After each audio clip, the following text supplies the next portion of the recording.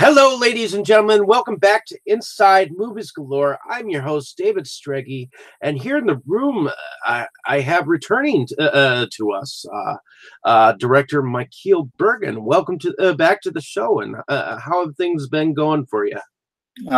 David, thank you very much for having me back. Things have been ridiculously busy for me, but that's great. When you're an indie filmmaker and creative, the more projects, the better, I guess. So awesome. So the last time I left you, you had just finished up I'm a Gun, and after we had gotten off, like a week later, you told me you were going to be working with an actress that I happen to know from a Wisconsin filmmaker. You went on from there to do a short film called A Low Self Esteem. Yes. How did you get involved with that project? You know, Low Self Esteem was a short that I put together because earlier this year I had done a lot of auditions for my feature film that I am still looking at getting off the ground, called The Caregivers. And through the audition process, you know, obviously there's only so many roles to fill, and when you have 100 different actors that are vying for those roles, you see a lot of remarkable talent that you want to work with as a director, but just physically aren't able to offer them a role for that particular production that you're on. And one of those actresses was Amy Radloff from Wisconsin, and she's just got that charisma that you, as an audience member, you're drawn to her and you want to see what she's doing and what she's projecting. And on top of that, she's just wildly talented as an actress. And so it was very easy. You know, the Caregivers kind of stalled a little bit. A couple of the producers I have working on it weren't able to fulfill the financial needs this year. And so we've kind of pushed it back to 2019. And as such, that really opened up my late summer and early fall. And I reached out to Amy and asked her if she'd want to be involved in a project. She said absolutely. And so I had the idea of Low Self Esteem kind of bouncing around in my head. So I put it down on paper and sent it over to her, and she absolutely loved it. And so far, I think the film festival acceptances were 2 for 2. Okay. So we're really proud of it. Amy does an amazing job as Ellie Latro, who is the lead character, and really she carries that entire film. It's really remarkable. So I'm really proud of it, and I'm really excited to have been able to work with her. Awesome. Did you work with anyone that you had previously other than Amy on this project, or did you happen to pool for some newer actors? You know, I'm always a big advocate for working with new people, no matter what. Okay. And in Low Self Esteem, obviously Ellie was the primary lead role, but there were 2 other small roles. One of them was Ellie's boyfriend, and then Ellie's boyfriend's wife. Okay. And those roles were played by Wade Thalberg and Rebecca. Oh gosh, she's gonna kill me that I forgot her name. Rebecca DeWild. That's it. They are actors here in Iowa who are um, fairly well known in Iowa. Wade has been in quite a few things. In fact, he's on some. He just recently got cast in some show, like reenactment show on cable television, as a detective. One of those like uh, cop detective shows as they're reenacting murders, and he's investigating murders. So Wade's a really strong up and coming actor, and Rebecca has auditioned for me a couple of times before in the past. And just like Amy, Rebecca's incredibly talented actress, and I just have never been able to fill a role with her. And so it was, I reached out to her directly and asked her if she would want to be involved. Definitely either one of those two actors as well. If anybody is looking for quality talent, those two would be people to reach out to. Okay. Highly recommended. Awesome. And you had some success with the short film. So you went out and kickstarted a sequel to it. How did that go for you? Yeah, no, Low Self-Esteem was so much fun, and you know, I'm a Gun was a great little short film that we did last time we talked, but it was plagued with some production problems. You know, we were just nobody ever really quite got in the groove when we were shooting that, and that happens sometimes. Low Self-Esteem was completely 180 degrees different. It was everybody was on point. Everybody worked together so well. I mean, it was a long day. It's a very short film. It's only like three and a half minutes long, but it was a very long day of shooting. But it didn't just feel like work.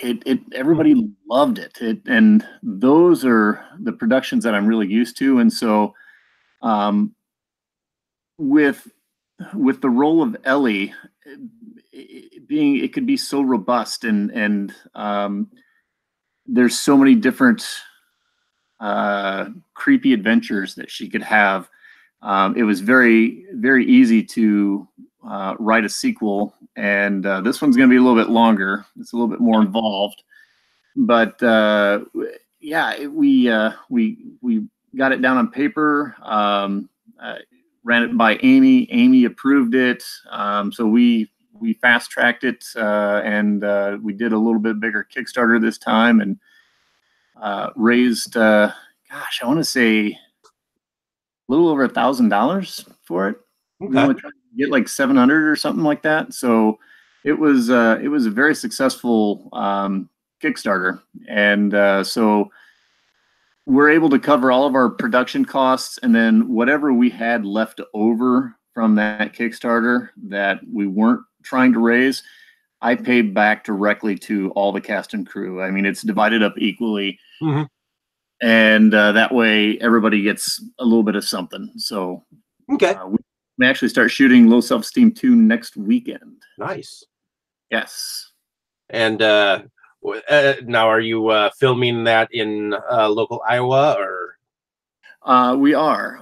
Most of the stuff I shoot is in Mount Vernon, Iowa, but I couldn't quite find the locations I wanted here in Mount Vernon this time. It's a pretty small town, so we're jumping into Cedar Rapids, Iowa this time, which is only about 12 miles away. So awesome. Yeah. Now, getting into your newest project that you have going around, called the Eidolon Inquest. The Eidolon Inquest, yes. Why don't you tell us a little bit about that? I know that the Kickstarter is still an ongoing campaign. And tell us a little bit about the some of the things that maybe that people can, acquire when they campaign for it. Absolutely. So the Eidolon Inquest is a story that I am so stoked about. It's seeded from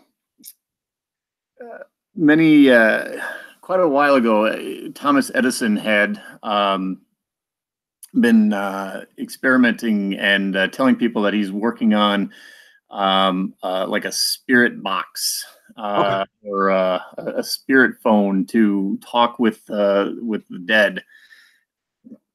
And obviously, he's never, produced something of that nature that he could actually use to talk to the dead. But that was the hot rumor there for a while, is that he was working on something of that nature.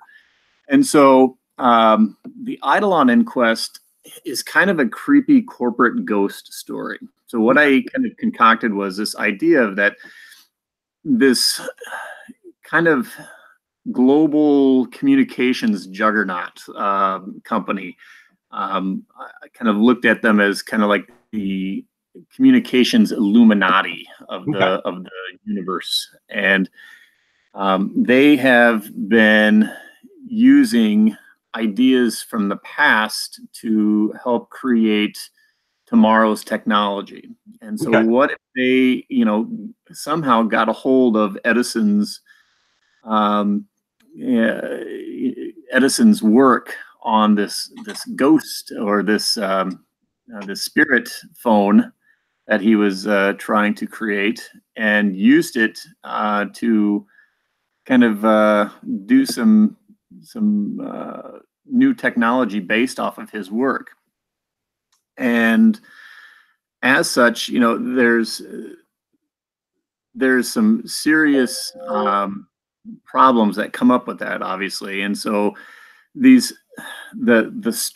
movie's story, basically the outline, the plot outline, is that there's the supernatural events that were leading up to a young couple's disappearance are really kind of being pieced together during an interview between the department head of a top secret program that was going on in this company and the investigator that's been appointed by her employer. So there's been some developments in it, and some really bad situations with some spirits, and the company, in their best interest, is trying to get to the bottom of this and find out what happened. Things go off the rails quite fast. So awesome. And what are some of the perks that come with happening while you're still campaigning on Kickstarter? Yeah, the Kickstarter campaign is actually, we wanted to raise about $1,500, and on Friday, the Kickstarter campaign just blew up, and I think we raised like over $1,000 in just like 10 hours. So I'm really excited to say we're probably about almost 150% of goal at the moment. So that's a good thing, and we still have like 4 weeks left in our Kickstarter campaign. So I've been in this business for a while, if you can call it a business. And all of the fundraising that I've done in the past, I've offered the craziest of things. I've offered, like, we did a short film called My Friend Max. We actually had Doug Jones in that, and it was kind of a coming of age heartfelt drama. So we had promotional packs of Kleenex, so that when it made people cry, they could they would have a Kleenex in the theater to wipe their tears, and goofy things like that. And what I found out is that while they're neat and they're kind of a cool gimmick, nobody really cares about those. Nobody's going, "Oh, I gotta have that Kleenex pack." And the one thing that I've universally that I found that people that you don't even know will go on to Kickstarter and say, "Here's $250 because I want to be a producer on your movie, or I want to be an executive producer on your movie, and I want my IMDb credits." So really, that's what I just focus on now, is IMDb credits. Okay. And you know, I do have on here. You know, one of the rewards is that they could have one of the costumes that the Eidolons are going to be wearing. Okay. Um, and that's pretty much it. The rest of them are all really like IMDb credits and names listed in the scroll of the film, and really the top tier rewards are already being uh, eaten up. So let's see, I've got 2 executive producer credits left to fill. I've got about 7 associate producer credits left to fill. A lot of extra special thanks credits to give away. So, and these are all really affordable, like $25, $50 perks. So, you know, there's a lot left to be had if anybody's looking for some recognition on IMDb and in our film. That would be the quick and cheap and easy way to do it. Alrighty. And I know you mentioned the Caregivers as being a long project. Not that I want to subject you to talking about it entirely too much since it's down the road yet. But why don't you tell me a little bit about? I'm not sure if we covered it last time. So no, why don't you tell me a little bit about what you have planned for the Caregivers? Yeah, so the Caregivers is a feature film script that I wrote. About 85% of it takes place in a big old mansion. It's another ghost story that I came up with. I'm kind of in a ghost phase right now, mainly because I'm just sick and tired of seeing freaking zombie movie after zombie movie being thrown at me constantly. So I'm on a big ghost kick at the moment. But anyway, it's really about it's kind of a supernatural drama. It's not entirely horror, but there are horror elements in it, obviously. And the story revolves around a very wealthy widow who lives alone in a house for many years. And she has she's suffering from Alzheimer's disease. Okay. And so she has lost numerous hospice nurses, and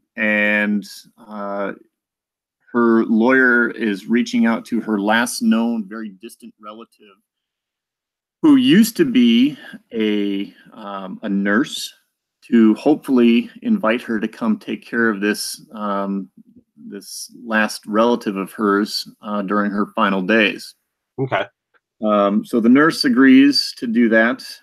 She's looking for a new start in her life, and this will hopefully be part of that. Okay. And over the process, as she gets there, she learns that this little lady who really can't remember a whole lot hasn't been living alone all these years after all. She's actually had a couple of caregivers of her own that have been deceased for quite a while. Okay.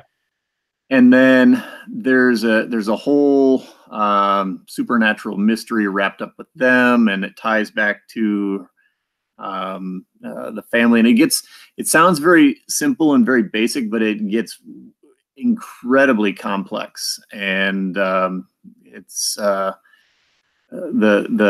few celebrities that I have had read it have absolutely loved it. They've raved about it. So I'm confident that it's a solid story. It will generate quite an interest in the horror community once we actually have it produced. And please don't ask me about who the celebrities are that we are talking to about this one, because I won't be able to tell you. I'm not going to ask. So, but well, I hope that the film is able to come about and be successful for you down the road. And Ladies and gentlemen, once again, check out the Eidolon Eidolon. Eidolon. Eidolon Inquest. Yep. Check out the Eidolon Inquest campaign on Kickstarter. I'll be throwing up the link after the interview to let you guys know about what you guys can still get in on, and you still have 4 weeks left, correct? Absolutely. Alrighty. Well, now you do some acting from time to time. I'm not sure if we covered on Wonderland. I see you did a Sergeant Rock character there. Yeah. I got cast in a movie called Wonderland. Stars Tom Berenger and Stephen Luke. Okay. Stephen Luke wrote and directed it as well, and it's coming out on Blu-ray on October 4th, I believe. Okay. First week in October, first Tuesday in October, I think. So definitely check that one out. It's a World War II movie based on the Battle of the Bulge. Really fun. I am a co-star in that one. I have a fairly significant role, so I'm excited to have that one out there. Yeah. Nice. Alrighty. Well, definitely check out the Eidolon campaign, folks, and thank you again, Mikeal, for coming on again. I appreciate you taking the time to let me help you. Yeah, seriously, it's always an honor. Anytime you want to talk, let me know. I'll be there for you, man. Awesome. Well, stay tuned, folks. This next week, we're going back in time to talk about the Dark Crystal this next Tuesday. Nice. On our feature film that the Inside Movies Galore will be doing. And folks, make sure you check out the new Streamlit website as well.